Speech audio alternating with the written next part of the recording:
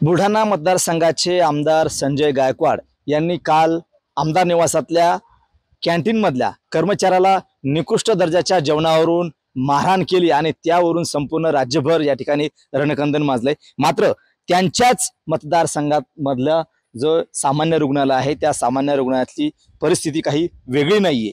आपण जर पाहिलं तर सामान्य रुग्णालयातल्या मी सध्या या परिसरामध्ये उभा आहे, ज्या ठिकाणी या रुग्णांची जी कॅन्टीन आहे, ज्या ठिकाणावरून रुग्णांना या जेवण जातं त्या कॅन्टीनच्या बाजूला उभी आहे। कॅन्टीनची अवस्था जर पाहिली तर अतिशय घाणेरडी आहे आणि त्याच कॅन्टीनमधलं जेवण या रुग्णालयातल्या भरती असलेल्या रुग्णांना जेवण जाते। याच्याच बाजूला नर्सिंग हॉस्टेल आहे, त्या ठिकाणी सुद्धा मोठी घाण पसरली। आपण जर पाहिलं तर हा जो परिसर आहे हा कॅन्टीन आणि नर्सिंगच्या बाजूला चा परिसर आहे।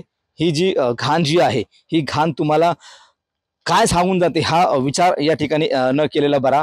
अगदी म्हणजे जे रुग्ण या ठिकाणी भरती आहेत त्यांच्या आरोग्याशी खेळण्याचा हा संपूर्ण प्रकार आहे। सध्या मी ज्या ठिकाणी उभा आहे त्या ठिकाणी 2 मिनिट सुद्धा उभं राहण्यासारखी परिस्थिती नाही आहे। अक्षरशः एवढा घाणेरडा वास येतोय, अक्षरशः एवढी दुर्गंधी सुटलेली आहे की मात्र याकडे आमदार संजय गायकवाड यांचं दुर्लक्ष आहे। एकीकडे तुम्ही निकृष्ट जेवणावरून कर्मचाऱ्याला मारहाण करता, मात्र तुमच्याच मतदारसंघामधली ही सामान्य रुग्णालयातली घाण आहे जी रुग्णांच्या आरोग्याशी या ठिकाणी खेळताना दिसते। याकडे तुमचं दुर्लक्ष होतंय अशी परिस्थिती आहे।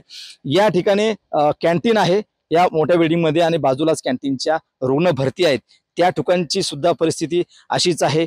कॅन्टीनमध्ये जेवण तयार होतं आणि जेवण तयार होऊन त्या रुग्णांना दिलं जातं, मात्र संजय गायकवाड आमदार आपण याकडे सुद्धा लक्ष द्यावं अशी परिस्थिती आहे। एकंदरीत पाहिलं तर निकृष्ट जेवणावरून तुम्ही एका कर्मचाऱ्याला मारहाण करता आणि तुमच्याच मतदारसंघातल्या या सामान्य रुग्णालयातली परिस्थिती ही फार काही वेगळी नाहीये, याकडे सुद्धा लक्ष द्यावं अशी मागणी इथल्या या बुलढाणा मतदारसंघातील नागरिकांची आहे। कॅमेरामन निलेश देशमुखसह गणेश सोळंकी, TVN मराठी, बुलढाणा।